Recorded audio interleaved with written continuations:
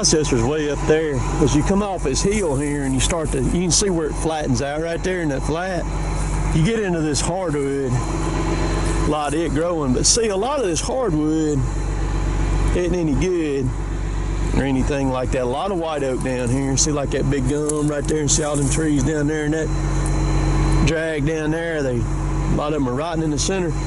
So this is one of those deals where you don't really worry about, you just try to get it on the ground. I mean, you got some good ones here, but a lot of them are doty. So what I've done is, this got wet the other day before Chad got this out. Like this drag right there, he couldn't get back to. So what I did is I came up here and I cut and I fanned him out. That whole drag right there, I fanned it out. See how it's fanned out? What he can do now is he can come down this hill here and hop up on top of all them tops and back up there, and he can reach those now and get those and drag them out. And there's another drag over there I've got done that way too. At least that's how it's supposed to work, Chad. You got to get it, man. You got to be creative. So it's wet down here. You see where I just tracked down over there. I had to see all those saplings I throw down to get up on top of, to get way over there to cut those trees. So what I've done is I've got a couple big ones. See that big one over there? I've got it baited already. And then I've got this one. You see how big that slot is? That saw, that curve cuts into that tree right there. It's wide. Now this in here is cut from this side, but I'm gonna hit it straight away, and it should still get. It may pull just a little bit over there, but it's not. It ain't gonna matter, because like I said, this is one of those deals where you get it on the ground, don't really worry a whole lot about it. But you see, there's my blue flags over there that I'm cutting to. They run right down through there. So you can see I got this fanned out where he can come right down through here, hop up. He'll need to move his gum first, and he can hop up on this and back right in there and grab those. These tops will hold him up. What I'm about to do is I'm gonna take the camera and I'm gonna set it up over here on the ground. I'm gonna let y'all watch me cut these last few big ones right here. We'll see how that goes. I think y'all will be able to see right here okay, enough to see. Y'all get ready, y'all may be finna take a ride, because if I let any of these trees hit this one here, it's finna send this camera into outer space. But because these big ones here, they're apt to get away from you at any time when you go to throw them down. So basically what I'm gonna do, I won't be able to hold these trees. I'm just gonna cut them and get them on the ground there. So y'all hang tight just a second.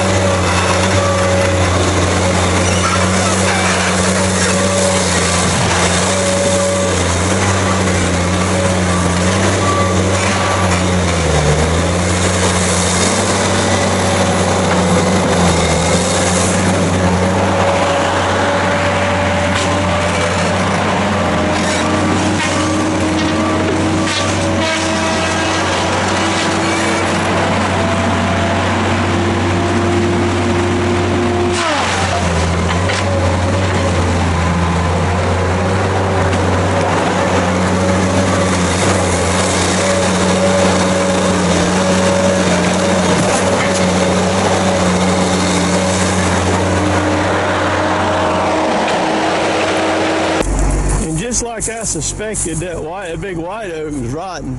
I'm gonna show y'all here, because y'all probably couldn't see the butt of it when I cut it. It's that gum. That gum's rotten right there. You'll have that in this timber like this here for some reason. Now see that it's no good.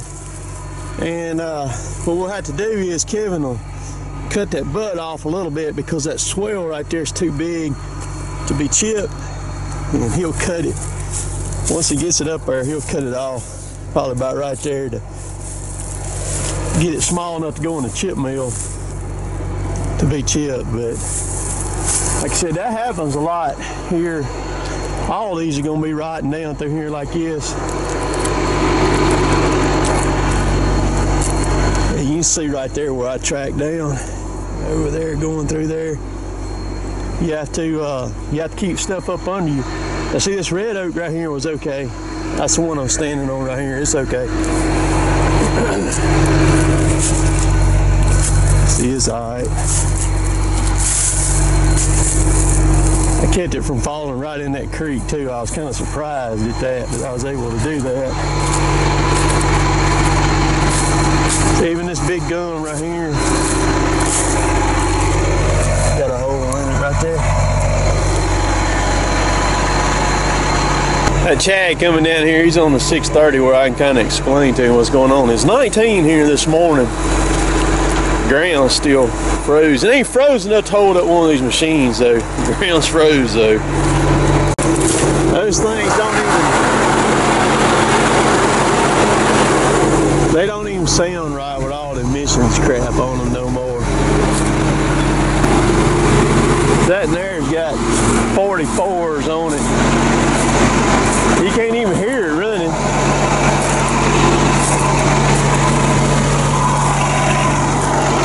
What I did, I topped the big white oak. You can see the top of it laying over there, and I got it laying there, and then I cut that other big red oak down and throwed it in there on top of it also. So I am moving over here and going to make another cut line down, and then as I'm going down, I can grab that white oak top and cut it up a little bit more if I need to, and use it for matting material as I'm going on back down there to the creek, getting to the blue flags. And then I've also got that red oak right there. I can use it also too to get on top of. So with this machine, you've always got to be thinking ahead, you know, for stuff like that, so to keep you out of trouble, because down there is one of those places where you can get in trouble on this machine right here if you ain't careful. See that top? I'm laying it down to get on top of it. See, I got another one in my clamp right here. I'm gonna lay it over here, and I'll set it right here, and I'll cut all these trees right here in this one spot.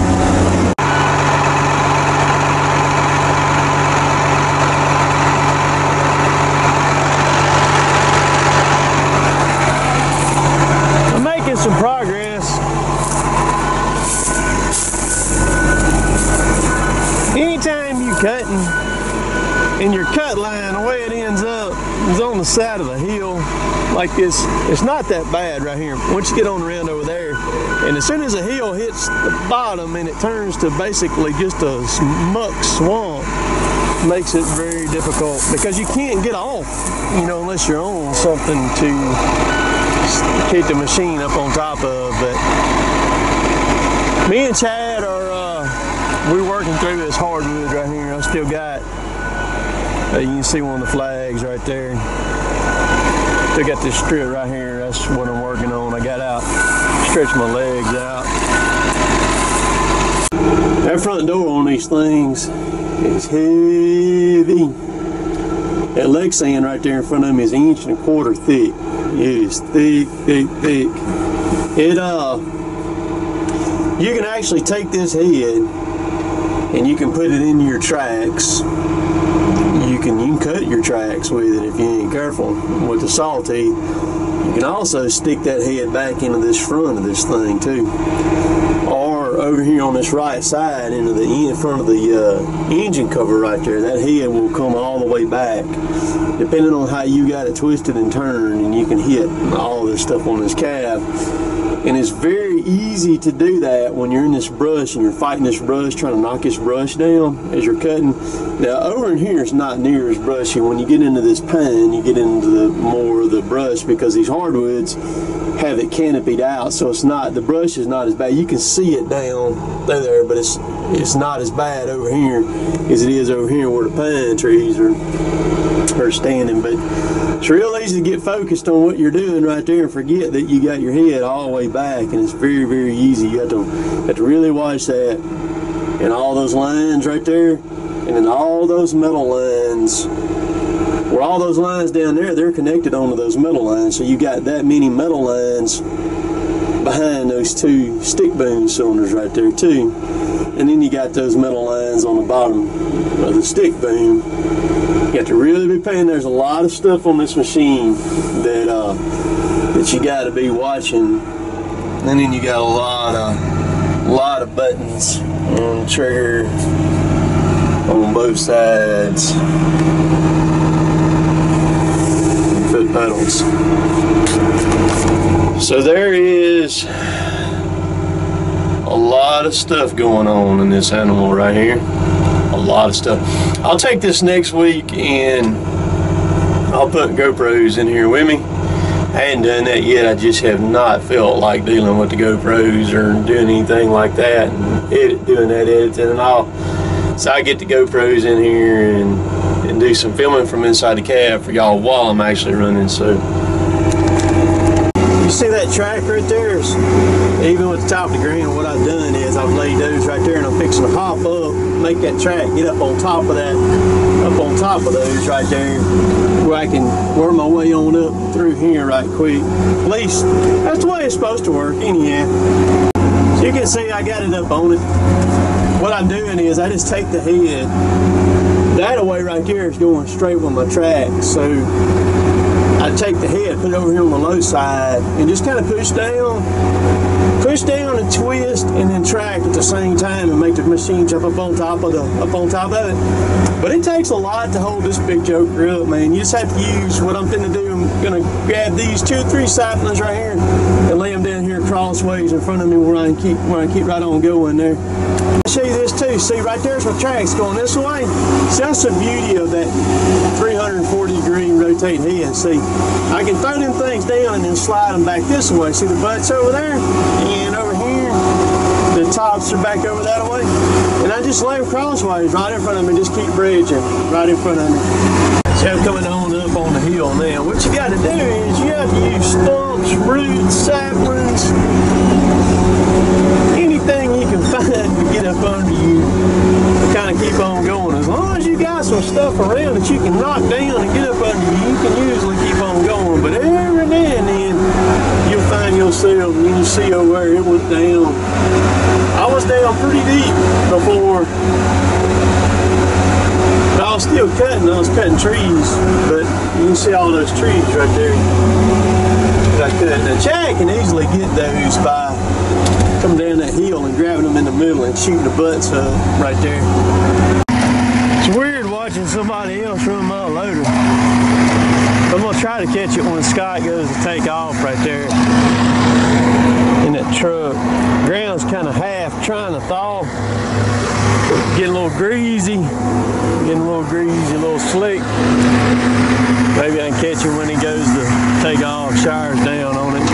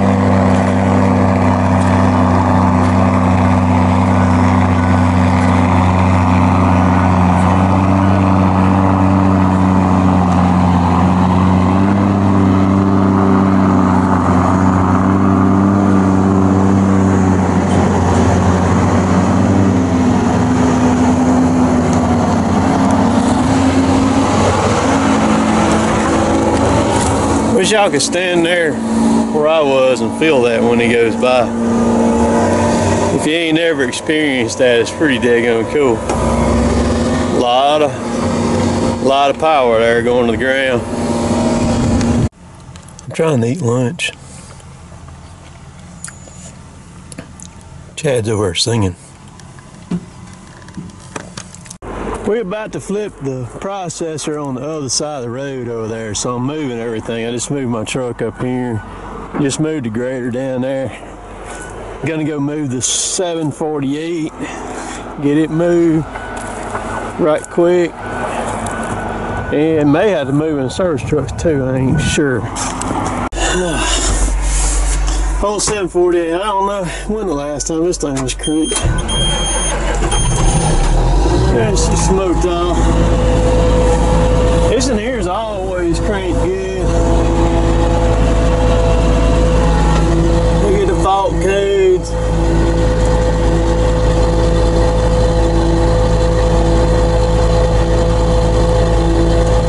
Typical John Deere. Gotta love them, boy.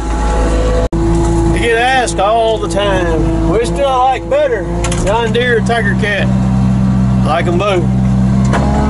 Like them both. I could do without some of the problems that Deere has, though. Well, we have fought them over the years, but I like them both. I like Deere and Tigercat both. Well, that's it for today. Somebody asked me to show the leveling system. It's only got 2 cylinders on it, and they're monsters. See, this thing pivots. This piece pivots front and back, and it pivots side to side right there. Just those 2 cylinders work together to do all the leveling on the machine. And that's all the track cutters have are 2 cylinders on it. That's all they need. But you can see how big that rod is. Look at all them bolts. Pulls that thing on. So, some huge, thick metal on all that. I mean, look at that. Thick, thick, thick.